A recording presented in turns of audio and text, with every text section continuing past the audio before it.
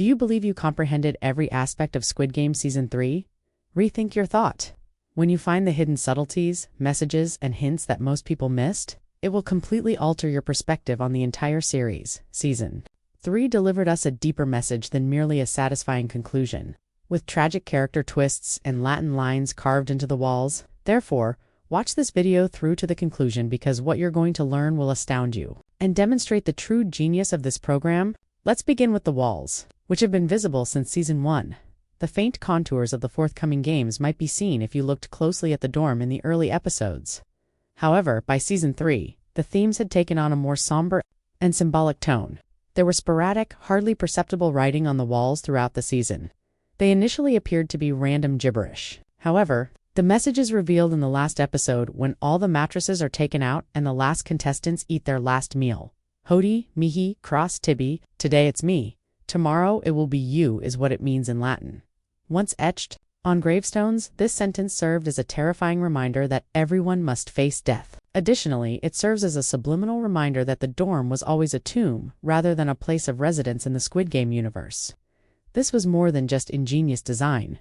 The production crew claims that this message was deliberate and represented the central idea of the play, which is that death is always on the horizon. Let's now discuss No-Jel, the enigmatic North Korean defector who was first mentioned in Season 3. At first, she appeared to be calm, but at the end, we find out that she was actively working to undermine the game. It should, if that sounds familiar. Sabiok, another North Korean defector with a tragic past, was introduced in Season 1. The twist is this. The name Sabiok means dawn, which is a symbol of fresh starts. Noyol is a symbol of endings and means sunset. Though they have different meanings, they are related by a common concept. Sabiok attempted to prevail. Nojul made an attempt to disrupt the system, and by destroying the documents, defending a loved one, and leaving, she achieved something that no one else ever did. She created a hole in the system, but she didn't bring down the game. Furthermore, as everyone is aware, a single crack can cause even the strongest wall to fall. The promotional poster contains another feature that most people overlooked. Ji I-hun, Sagu Byok, and Song-woo, the final 3 players in Season 1, frequently stood in triangle formation, serving as a visual cue of what was to come. Ji I-hun, Mung Ji-I, and Junhee were depicted in a similar triangle in a new promotional poster for Season 3. Nobody initially thought Junhee would live. She barely survived the first round, was hurt, and was pregnant.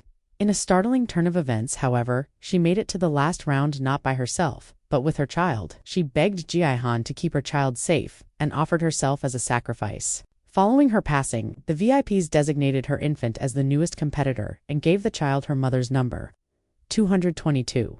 One of the most unsettling scenes in the series. It sends a strong message. Being innocent doesn't shield you in the game. You can even amuse yourself with a baby. Not to be overlooked are Ji I-hun's last remarks prior to his passing. "We are not horses," Ji I-hun murmurs. As the frontman and VIPs observe, humans are what we are. Additionally, people are, before tumbling backwards. These remarks are reminiscent of the first time we saw him at a racetrack. Placing bets on horses in the opening episode of Season 1, he was merely a spectator in that moment, a part of the mob. However, in the game, he was the object of observation, unnumbered, body employed for show. His parting remarks are more than a simple farewell. It's the last stand. A demonstration against an animalistic society that treats people as members of a race they never chose to enter. Let's conclude by discussing how this season prepares for the future. Noel discovers a file titled Blacklist Players in Episode 5. That in and of itself indicates that there is more to the game than meets the eye. The system might be tracking a covert group of former gamers, rebels, or survivors. The biggest twist then occurs in the last scene, where a new recruiter makes an appearance. It's not just anybody either. Like Gong Yu in Season 1, it's Cate Blanchett and a desperate stranger smashing down a dokji tile in an alley. There is no way this is a coincidence. An worldwide version of the game, perhaps in the United States, is obviously being set up. It's obvious that the Squid Game universe is growing with Cate as a recruiter. What does all of this mean then? Season 3 is a beginning rather than merely a conclusion. Deeper layers, new regulations, and a larger planet.